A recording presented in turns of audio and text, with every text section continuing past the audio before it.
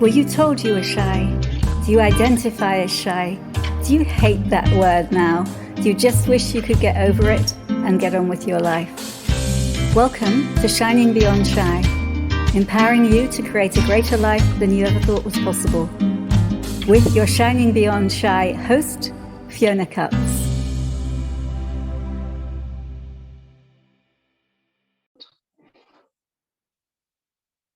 So hi everybody, and welcome to Shining Beyond Shy. And I'm really happy and really excited to welcome Eddie Rice to the show today. So Eddie, you're a speechwriter, a public speaking coach, an author. And when you wrote to me about coming on this podcast, you're like, well, I used to be quite shy and I've got over this through this, and this. So, well, would you like to first of all just say hello and... Of course. Thank you, Fiona, for having me on your show. I'm looking forward to our conversation today. Yeah, me too. Me too. So you used to be shy, is that right? Oh, very much. I was the kid in class that hated participation. I would not raise my hand. I would not be in the front row.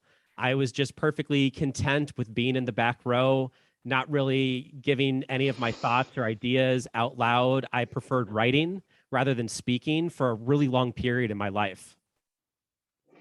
That's really interesting what you said right there, because in school, my teachers always used to say, but Fiona, you're so clever, but you never really let us know what's going on. And I used to feel really bad. And then some of my friends started saying that, we're sharing all our ideas, but you never tell us, and then you get the top marks. And I was like, well, it's really hard to speak. It is. And yeah. I think also when you're in like middle school or high school, you have that added social pressure. And my teachers would say the same thing. They're just like, if you would participate more, you'd get higher marks because they made participation part of the grade. So I'd always get a B+ when I should have been getting an A- or an A in the class because I just wouldn't raise my hand. Oh, that's interesting. I think I was before the time of having to participate like that. It's like I was still in that kind of more traditional schooling where it's all about writing and exams, which was easier for me, way easier. There wasn't much about participation. So that's pretty full on. Yeah, good marks because of that. And so how did it begin to change? Tell us a little bit about how that started to change.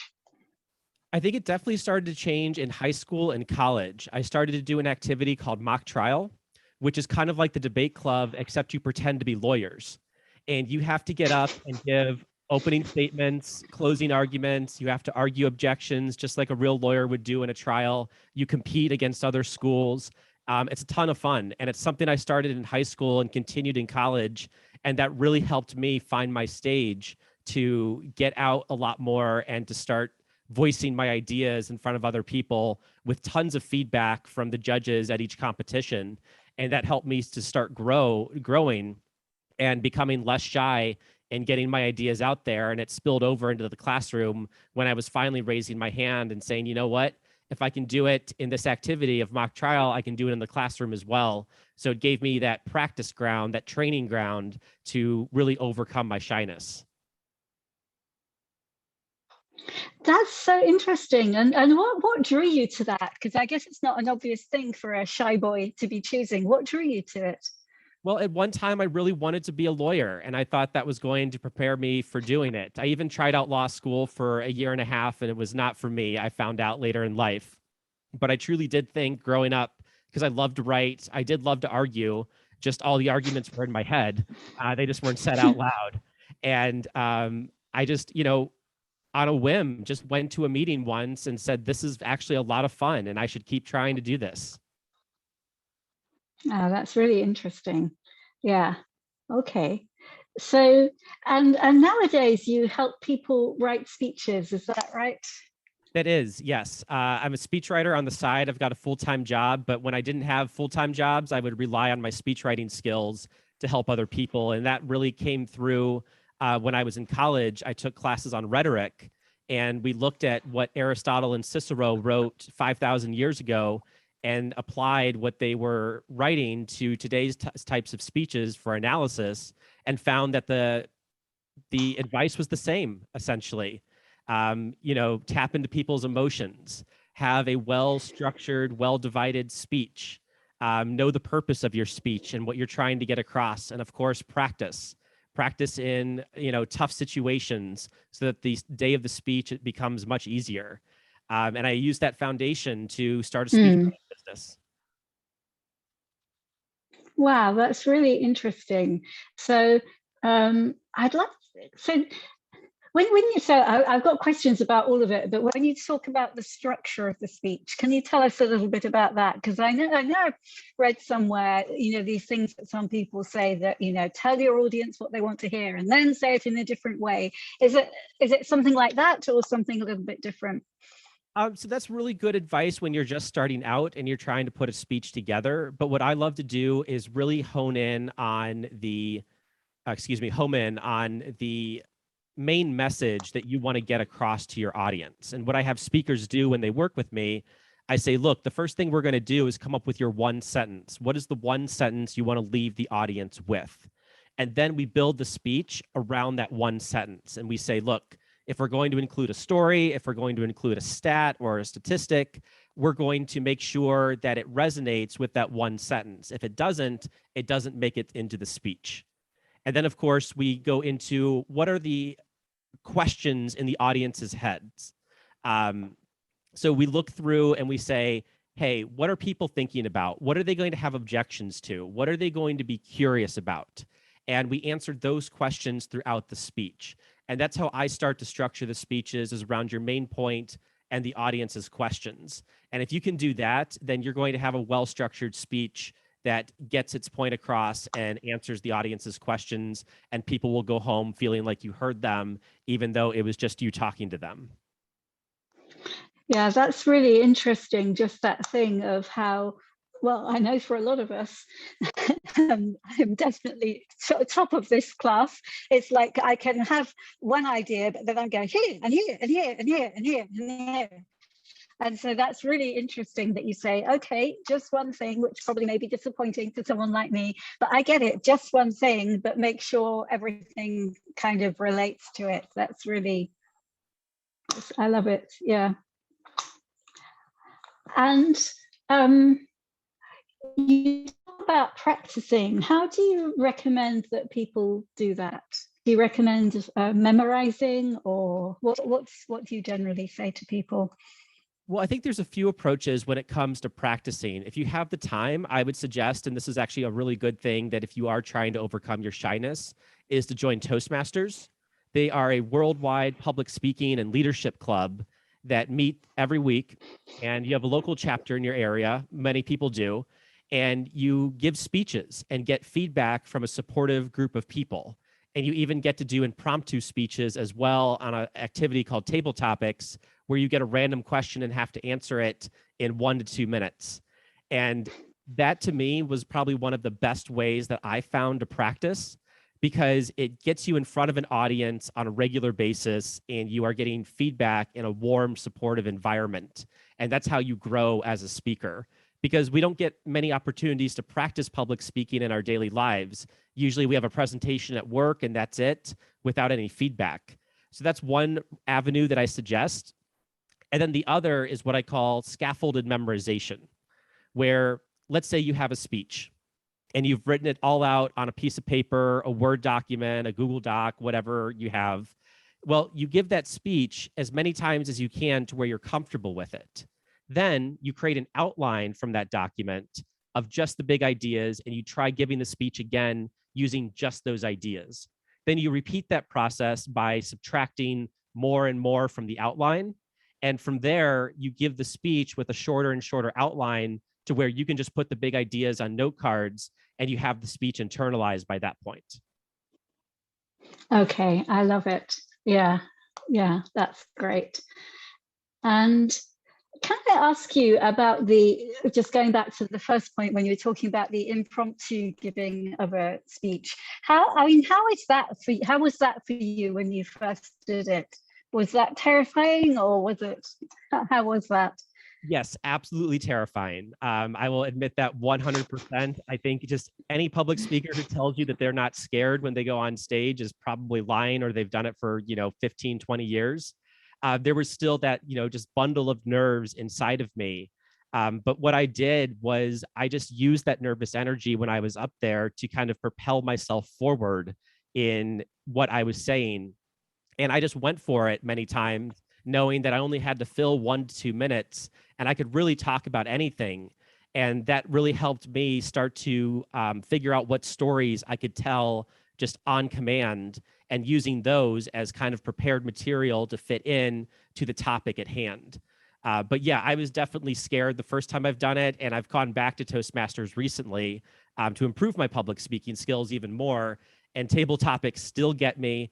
They are still, these impromptu speeches are still terrifying to an extent, but I just learned to kind of love the butterflies and use that energy when I'm up there speaking, and it helps tremendously when I'm doing it. I love that. And I don't know if there is a how to this, but I'm going to ask you anyway. How do you use that energy? When it's so intense, it's like, how do you use it for you rather than just allowing it to be against you, which I guess is what a lot of us have experienced? Yeah, so it's really hard to break down into words. It's one of those things that, how do you explain how to to somebody? I mean, you just have to kind of get up there and do it. But with enough practice, you just have to choose in the moment to use that energy to talk and to express yourself and to, make your vocal variety louder or quieter. It's more of a practiced and learned skill that you just have to trust yourself when you're up there, that the words will come to you when you start speaking. And as they do, you use that energy and you just let it flow through you in speaking. And it's just something that you have to kind of try and practice out. And there's just no better way to do it than in front of a supportive group of people who are rooting you on. Yes, yeah. And I'm not surprised that you said that, because it's really hard to explain something like that. One of the ways that I talk about it is that energy is like, it can feel like it's nerves. And sometimes it's excitement. It's like if you've been like me and you've spent most of your life kind of hiding away, not daring to speak. Also, when I used to speak as my shyness was releasing, although I would think I was really nervous, when I actually looked at it, it was like I was super excited to be able to finally share something, having spent all this time hiding away. And it is just an energy. So that kind of butterflies and stuff, we don't have to go under with it. And I just want to pick up something else that you talk about, talking in front of a warm, supportive audience. And for me, and I think for the people listening, this is absolutely key, because one of the things that can occur for shy people is that we speak, we give a talk, and we're super aware of the criticism in the audience. So I love the idea of having a supportive, sympathetic audience who are going to be rooting for you and cheering you on. And I can see how that in itself is going to really change things. Oh, very much. I've watched people go from shaking and nervous on their first speech to just powerful and confident on their 10th speech. And that's just a testament to the Toastmasters model, where you're giving these short speeches, usually 5 to 7 minutes long. You're getting feedback and you're doing it in front of people that want to see you succeed. It works just tremendously. And I would recommend it to anyone to go find a club near them. Yeah. Yeah. And if there are shy people listening to this, so I mean, I have a whole range of audience, from, the shy person who doesn't dare go out of their house to people in different spaces. And if someone, what would you say to someone who's like, well, that's fine, but I don't know how to even get myself, to get on the bus to go to Toastmasters? What I mean, and again, it may be hard to say exactly what that is, but do you have anything to kind of help people with that? Sure. I'm not a psychologist, but I'll give my best shot at, helping people overcoming their shyness. I think what you could do, there's a few steps. First, a lot of Toastmasters groups are still meeting virtually. So that could be an option to start off with, is to find a group that's still meeting online and just do it in front of Zoom. I find people are a lot more confident in front of the computer than getting on stage in front of a group of people. And then second, it's really about taking baby steps. Maybe you find a friend to go with you. to the meeting. It's a little bit easier when you have someone with you that's going to support you, that you know is there rooting for you specifically. So I would just, start off with baby steps and, just try, at least an online class, if not a getting a friend to come with you. I think those would be two key steps I would take first. Okay, yeah, I love that. Thank you. And I mean, another thing that it's like I was writing my own bio for something this morning, and I was reflecting on the massive change that I've had in my life and the enjoyment that I have from being able to express myself. Is there anything you can, I mean, how's it been for you going from that shy boy who didn't dare put up his hand in class to, it's like you're really confident sitting here with your microphone and being on Zoom? I mean, you don't even think about it. How's it been for you with that journey? I mean, has it changed other parts of your life? It has. I'm a lot more outgoing in social situations. I'm typically a very introverted person. I think that comes with the shyness.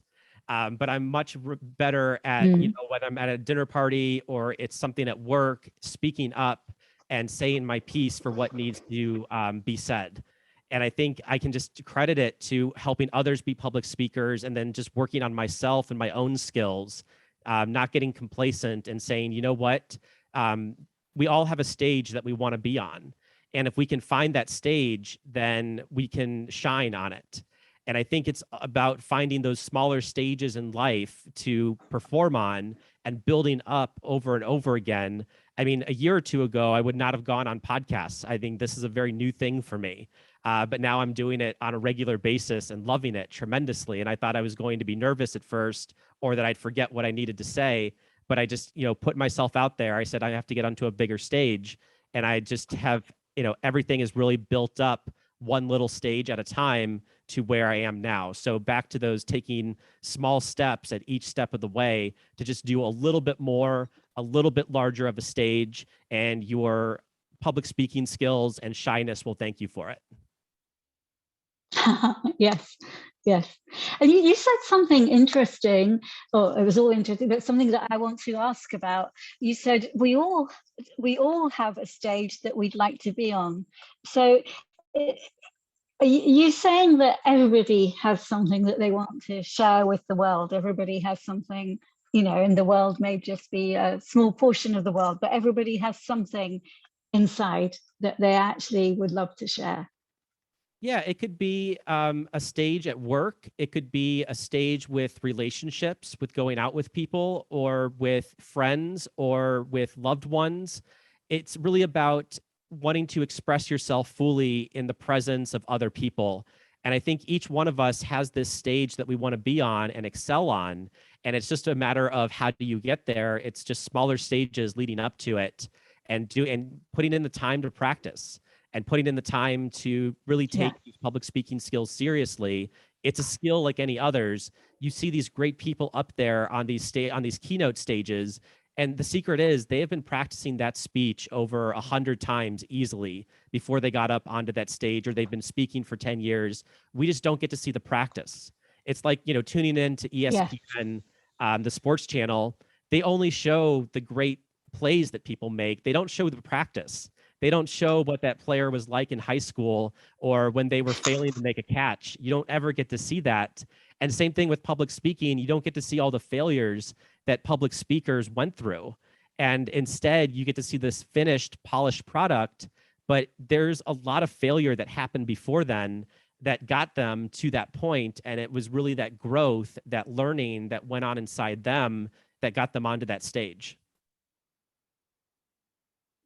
Yes. Yeah, that's interesting. And that's really good for this audience, this shy audience to hear, because I think when you're shy, you kind of project that the rest of the world doesn't have a problem speaking, doesn't have a problem giving talks.